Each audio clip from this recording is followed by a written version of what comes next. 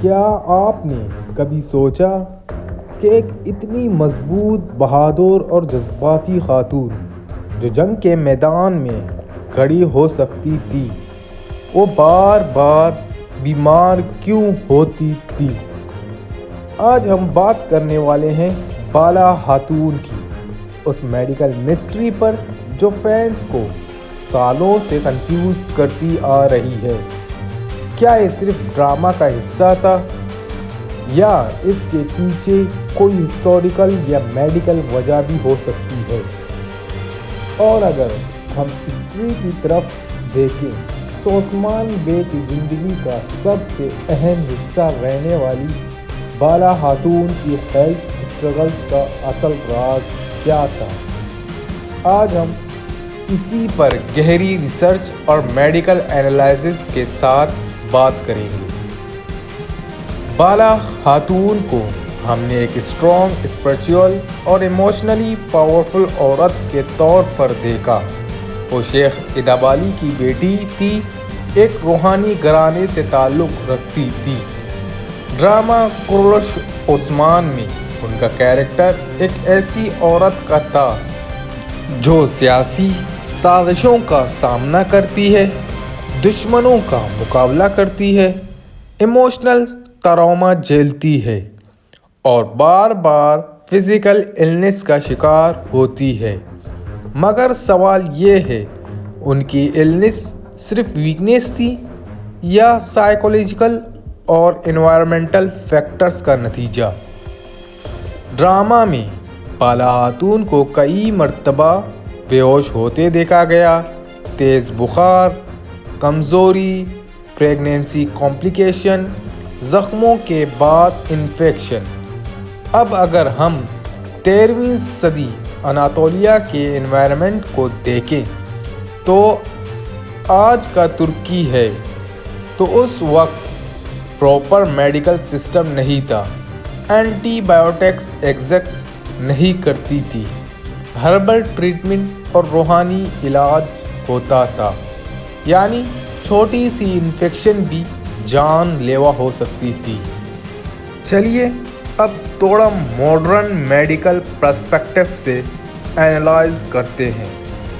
اس دور میں جنگ اور سفر عام بات تھی۔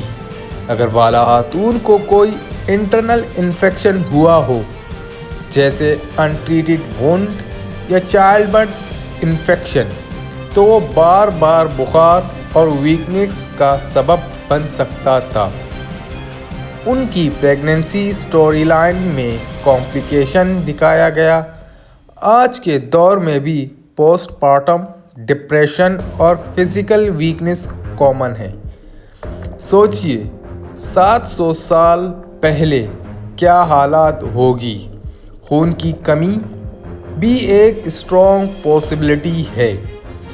بالا خاتون نے اپنوں کی شہادت دیکھی، پولیٹیکل بیٹریل جھیلا، کانسٹنٹ اسٹریس میں زندگی گزاری۔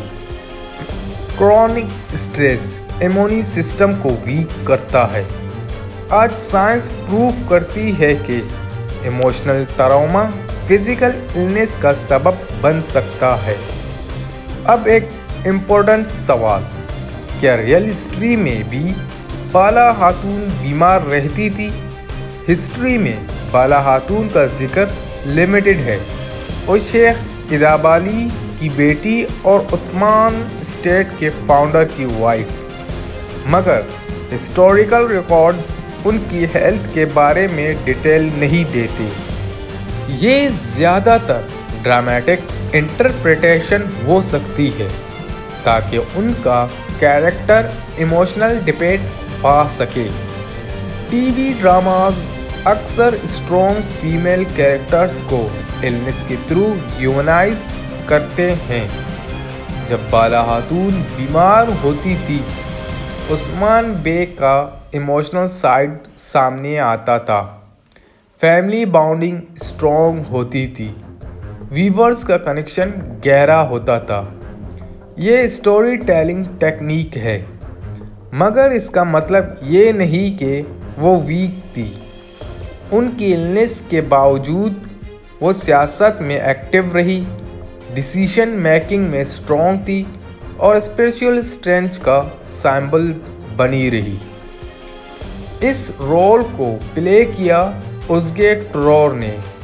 انہوں نے ایلنس سینز کو اتنی ریئلزم کے ساتھ پرفارم کیا کہ لوگوں کو لگا شاید کیریکٹر میں کوئی سیریس ڈیزیز ہے۔